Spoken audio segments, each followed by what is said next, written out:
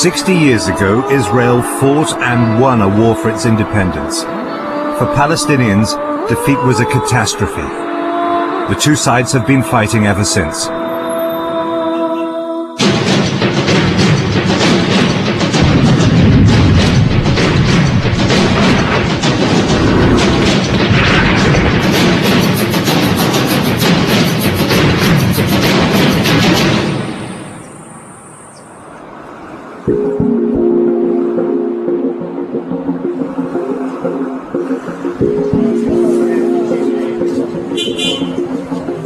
What happened 60 years ago still shapes lives in Israel and the occupied Palestinian territories. If they want peace, they'll need to overcome the legacy of 1948. Gaza, home to 1.4 million Palestinians, most of whom are refugees from the land that became Israel. The current battleground in this long war lies in and around the Gaza Strip. Israel uses airstrikes and ground incursions. Palestinians rocket Israeli border towns. Both sides blame each other.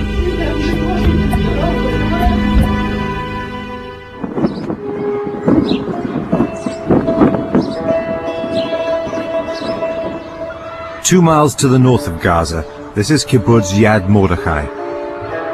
Some of the thousands of rockets fired into Israel have landed here.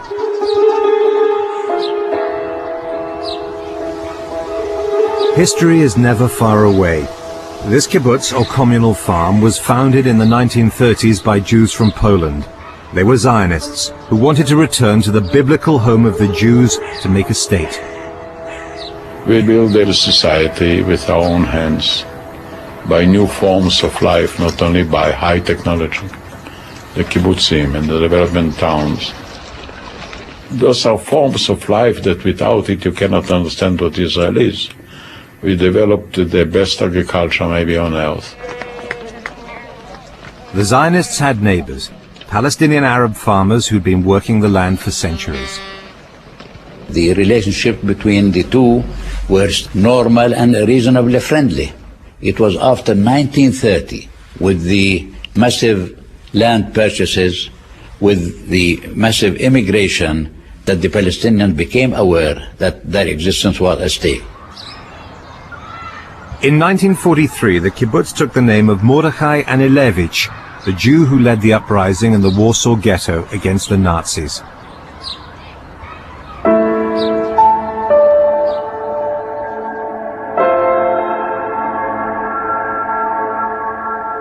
They swore Jews would never be defenseless again. There was no life in a camp like Auschwitz. So then I decided, should I survive, I become a Zionist activist. And by miracles, I did survive.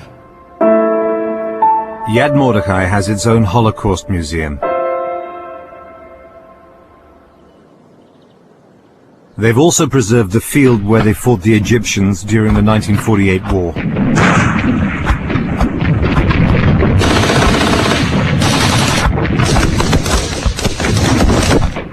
What happened here was a critical moment in the fight to create a Jewish state. 60 years on, Israelis have a lot to celebrate.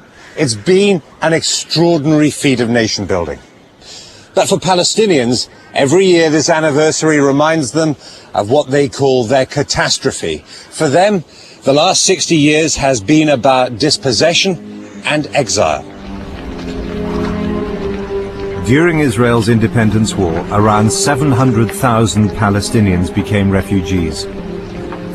They left everything intact at their homes, everything. Some families even left their money, their jewels at home, and thinking that the storm will calm down and in 2 or 3 or months will come back.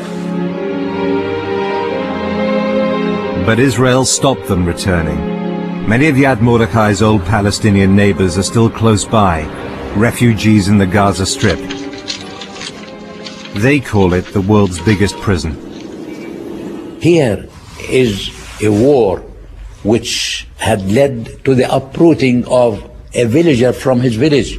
You know how attached a villager is to his olive tree, to his little home, to his house, to his mode of life, to his... It's something unimaginable. I mean, the Palestinian people are one of the oldest people in their habitation of Palestine. The Palestinians have to do some soul searching too. Why did it become a catastrophe? They could have accepted most of the land, a state of their own. They refused, not us, in 1947. We cannot apologize for their mistake. In 1897, the Zionist movement in Europe met and declared that it wanted to found a state for Jews in Palestine. 2 years later, the Arab mayor of Jerusalem begged them to leave Palestine alone and warned there'd be an Arab uprising if they didn't. After the meeting in 1897, 2 rabbis were sent to Palestine to see what the country was like. They reported back, the bride is beautiful, but she's married to another man.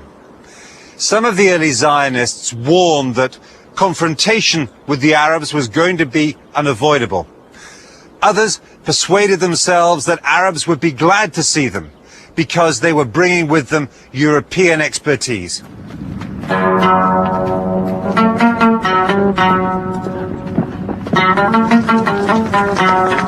The majority of Palestinian Arabs lived traditional lives in around 800 largely self-sufficient villages. Politics was local and tribal. Life was hard. These days in the refugee camps, it's idealized, a lost dream of a homeland.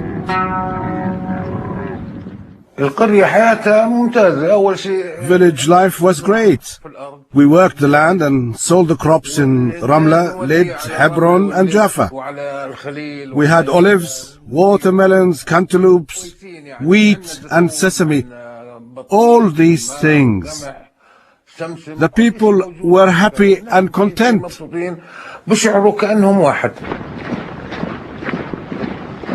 Britain controlled Palestine between 1917 and 1948.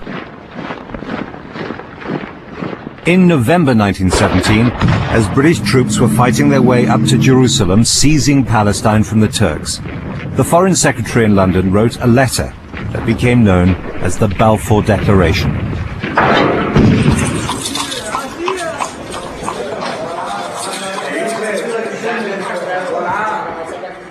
The Balfour Declaration said the British would view with favour the establishment in Palestine of a national home for the Jewish people and use their best endeavours to make it happen.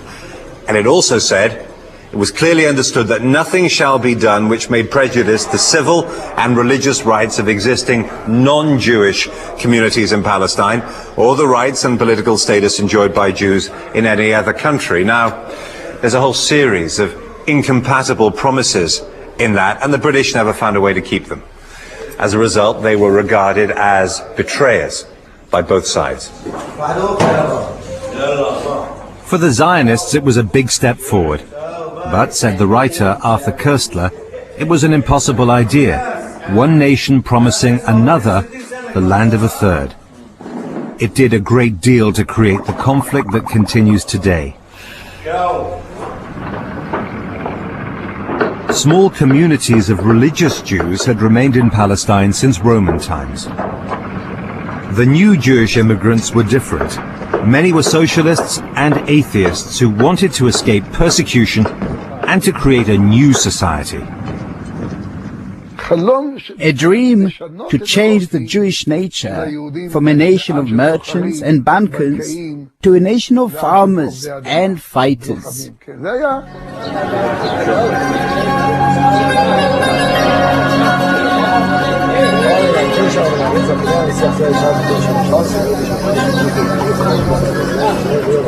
In 1929, there was a serious clash here at the Western Wall, the holiest place in the world for Jewish prayer. More than 100,000 Jews had arrived in Palestine in the 1920s, and some had good relations with their Arab neighbors. But as immigration continued and as Arab land was sold for Jewish settlement, then tensions rose. The trouble here spread across Palestine. Religious Jews were massacred in Hebron. Hundreds died on both sides, and after that, nobody could have any illusions. The two communities were on a collision course.